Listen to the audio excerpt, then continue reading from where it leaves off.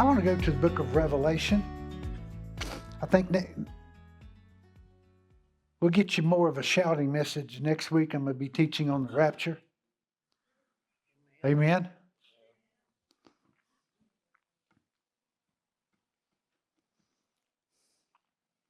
You know, if he's appointed a day of judgment, and he has, that's important. We need to prepare for that day. Now, we know that we're born again. We're sons and daughters of God. That's already been settled. We're not going to face the wrath of God. We don't have to repent as sinners, but we do have to give an account for our lives. So that is a judgment for us, and we need to prepare for it. What does that mean? We live our lives in such a way that we are pleasing to Him. And that should be the goal that every one of us have. We get up in the mornings, we ought to desire to please Him. All of our words, all of our actions should be designed in such a way that we please Him.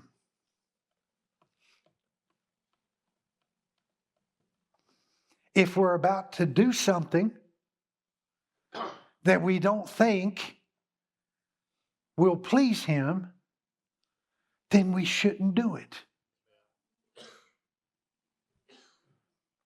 Because then that's rebellion.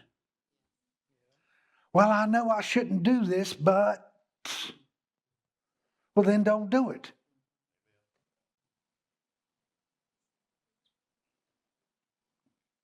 It's not hard. If what we're about to say or do violates the law of love, because that's our one commandment, and it's something that wouldn't please Him, because didn't He say, in all that we do, do to the glory of God? Well, I'm going to do this little spill of road rage to the glory of God.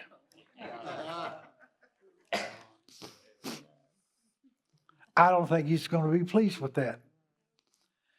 And we need to be careful with stuff like that, because people will shoot you and kill you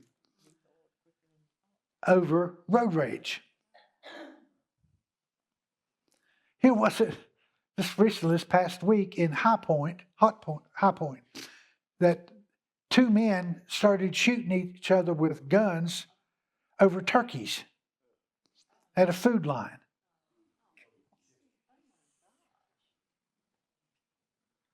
Happy Thanksgiving.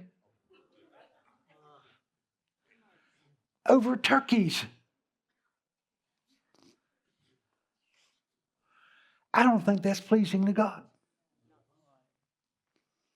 So we ought not to do that. Do you think God likes cussing? Well, let me ask you, do you think that God cusses? I think He chooses His words carefully. So we ought not to have any corrupt communication. Because cussing doesn't please God, so we shouldn't cuss. Oh, but Pastor, I can't help it. Oh, hey, we're going to do a little test here. We're going to see if you can go 10 seconds and not cuss. 10, 9, 8, 7, 6, 5, 4, 3, 2, 1. How did you do?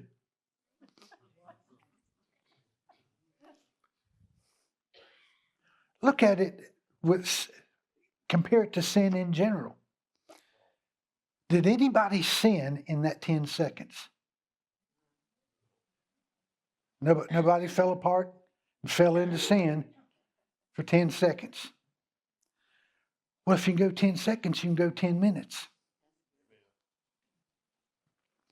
If you can go 10 minutes, you can go 10 hours. If you can go 10 hours, you can go 10 days. What? Not cuss for 10 days? Yes, it's possible. If you can go 10 days, you can go 10 months. If you can go 10 months, you can go 10 years. Because see, we don't sin because we have a sin nature. We're different from the sinner. The sinner can't help himself. The sinner sins because he is a sinner. That's who he is. We are no longer sinners. Sin no longer has dominion, the Bible says, over us. We are never compelled to sin. Oh, I just can't help myself. Yes, you can.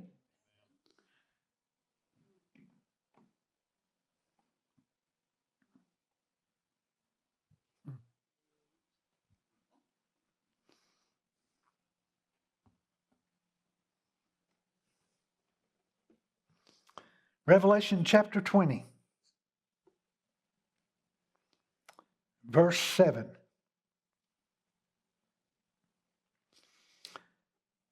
Here we find the destination for the sinner.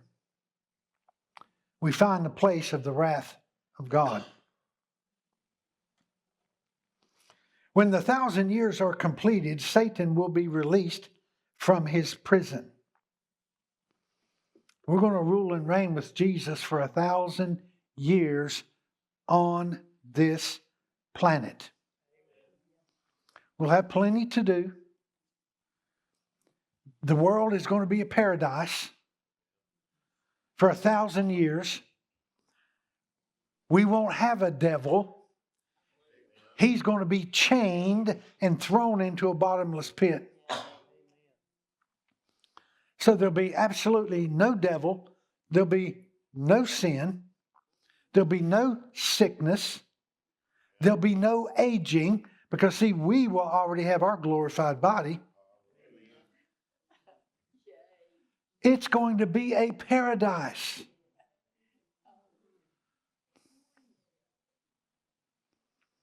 That's something younger people don't think about. You hardly ever get an amen from a young person. Why? They're bulletproof. Superman, Superwoman, bulletproof. And then you start aging. And you go, oh my goodness, I wish I treated my body a little better than what I did.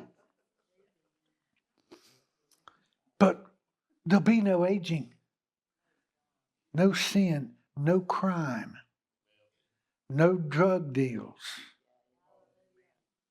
no cartels, none of that stuff. But you've heard me say we've got to bring some people back in the millennial reign. The people who truly never heard the gospel. They've got to hear it. All the aborted babies are going to have to make a decision. We can't populate heaven with abortion. What's wrong with abortion anyway? All right, if we got 10 babies and we abort them, then they all go to heaven, right? Right. But if we let them all live their lives, how many do you think will end up being saved and go to heaven? Half of them, maybe? Well, we lost half of them. So wouldn't abortion be better if we're getting 100%? See, the problem with abortion is you're taking not only the life, but the ability to choose from that child. You're taking the child's ability to choose the Lord Jesus Christ. Now the baby goes to heaven if it's aborted. And what have we aborted? 60 million? 60 million babies have been aborted in America.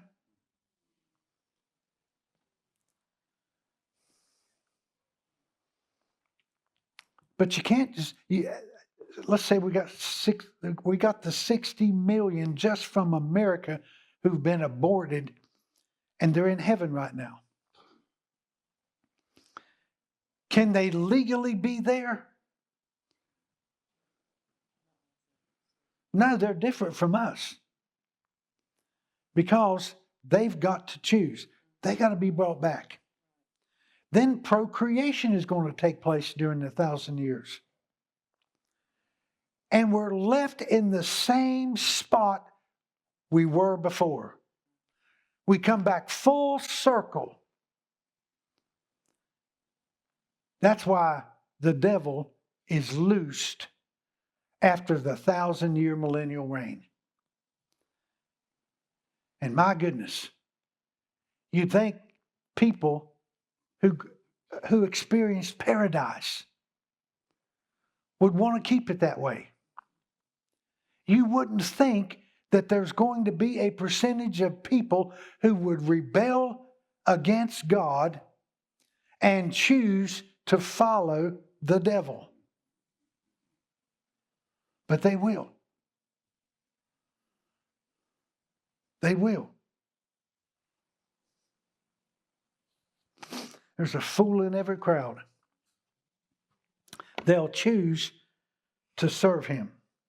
Satan will be released from his prison and will come out to deceive the nations which are in the four corners of the earth, Gog and Magog, to gather them together for the war. The number of them is like the sand of the seashore.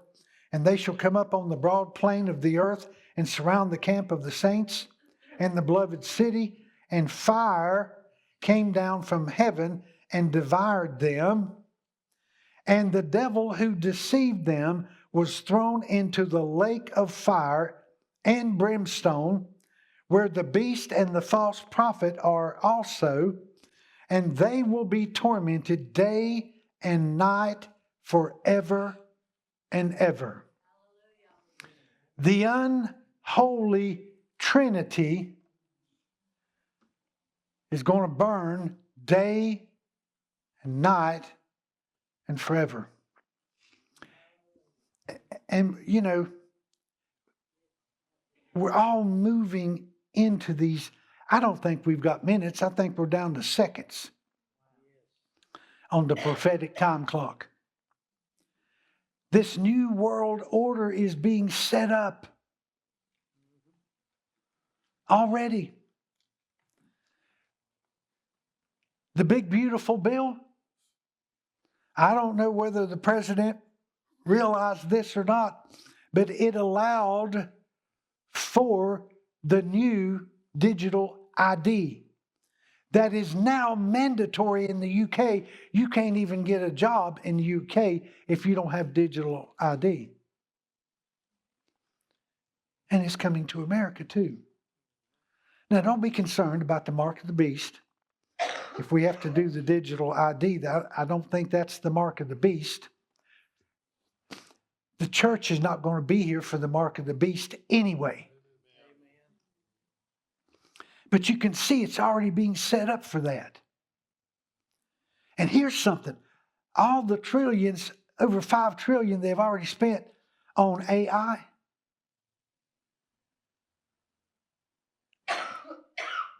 Well, I heard a statement this Elon Musk himself made that AI is going to be a digital god. They're calling it a god.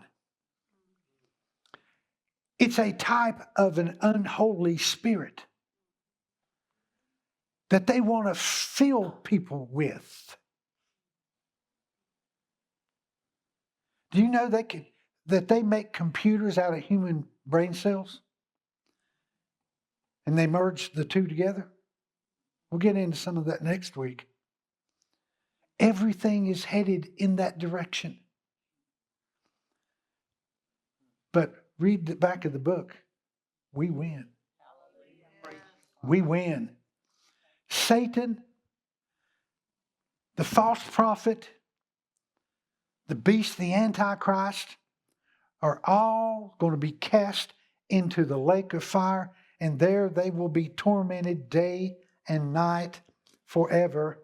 Now look at verse 11. Then I saw a great white throne and him who sat upon it, from whose presence earth and heaven fled away, and no place was found for them. And I saw the dead and the great and the small standing before the throne, and books were opened, and another book was opened, which is the book of life. And the dead were judged from the things which were written in the books according to their deeds. And the sea gave up the dead which were in it. Death and Hades, or the grave, gave up the dead which were in them. And they were judged, every one of them, according to their deeds. Then death and Hades, or the grave, were thrown into the lake of fire. This is the second death, the lake of fire. And if anyone's name was not found written in the book of life, he was thrown into the lake of fire.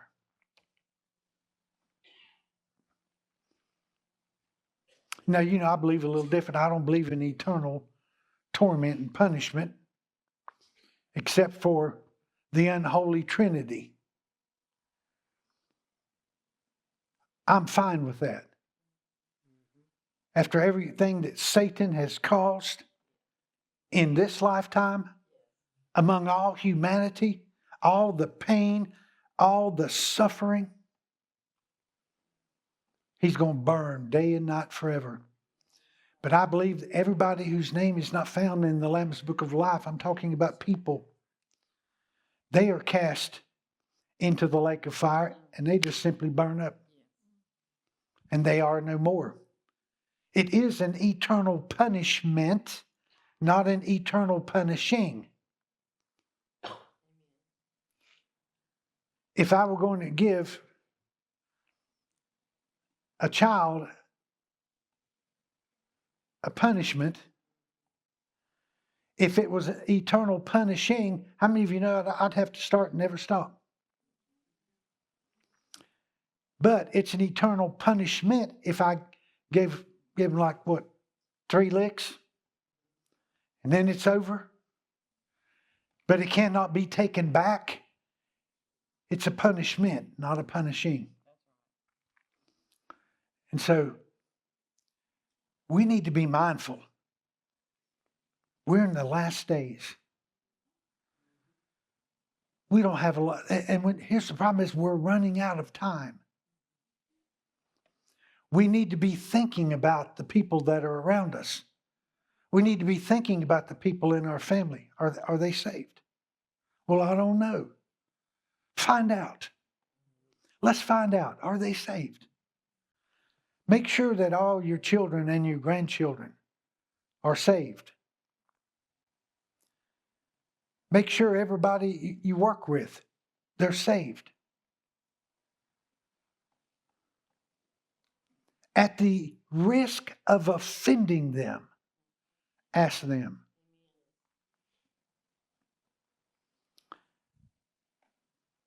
If you go take a walk through the neighborhood and you see the neighbors, hey neighbor, you ever wondered, are they saved? Strike up a conversation.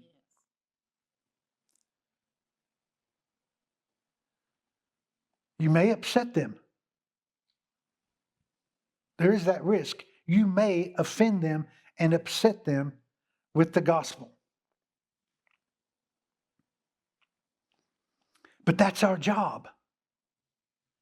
We're not here to be popular. He said, go into all the world and preach the gospel. We start in Jerusalem. That's with our family. Judea, Samaria, then the uttermost parts of the earth. We got to start asking people. I don't want things to end, and I have to live with my thoughts of, boy, I wished I would have reached out to this person because I don't see them. I think there are going to be some surprises when we get to heaven. There's some people we think are going to be there and they're not going to be there. And there's going to be some people there that we didn't think would be there. And then we'll reach over and pinch ourselves and realize, hey, I made it. We're there. But coming to the end, we've got to think different than every other generation before us.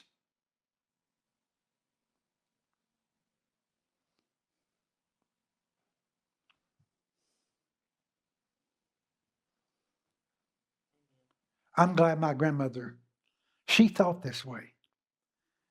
She was not going to die until every one of her children and grandchildren were all saved. And she prayed continually for that. Every one of us. Thank God she did.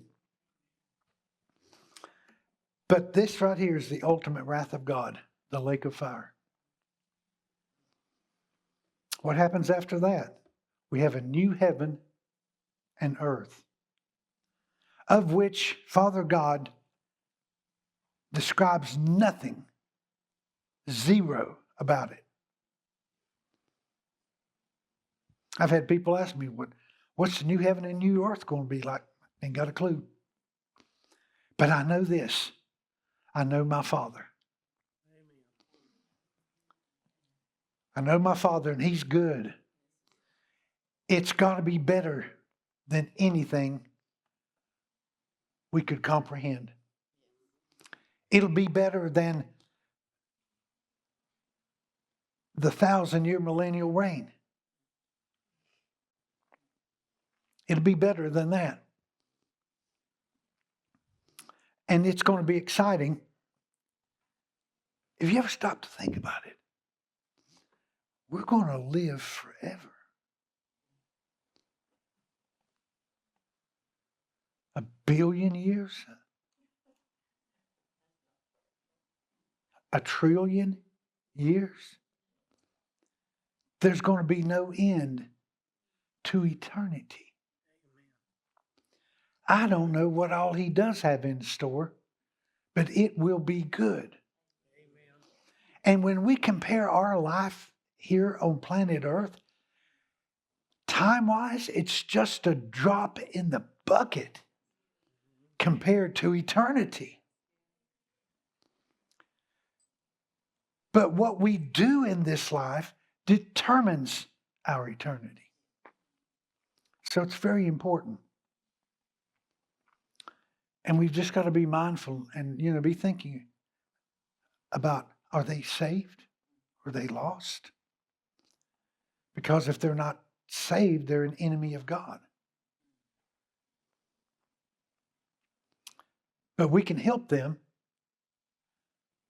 because the sacrifice has already been paid. The price has been paid for them to be made righteous and to be a son and daughter.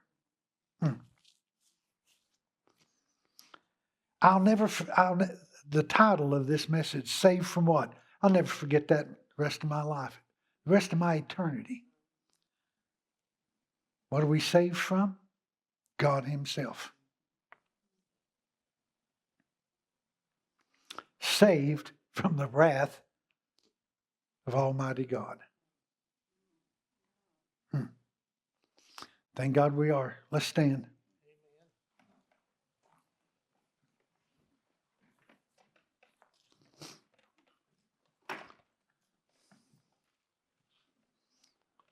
With your heads bowed and your eyes closed, let's just ask the question, is everybody in here saved? Is there anybody here that's not saved? Lift your hand. Didn't think so, but look up at me. You didn't get offended, did you? That wasn't hard, was it? I just simply asked a question. Thank God you're all saved. But we're getting ready to go into the mission field when we walk outside the doors. And it doesn't hurt to ask that question. Father, we thank you. Oh, we're so thankful that you took the eternal Word, robed Him in flesh, caused Him to live among us. He fulfilled the law. He became our sin. He completely took our place. Sin has been paid for. It has been dealt with by the blood of the Lamb. And we're so thankful that we're now sons and daughters in your family, Father God. But we want to be mindful of those that are still lost. Use us all next week. Let there be doors of opportunity made available to ask that important question. Are you saved? Have you accepted the blood of Jesus as payment for your sin? And we purpose to obey you, to obey your will, and to go into all the world and preach the gospel. In Jesus' name, amen.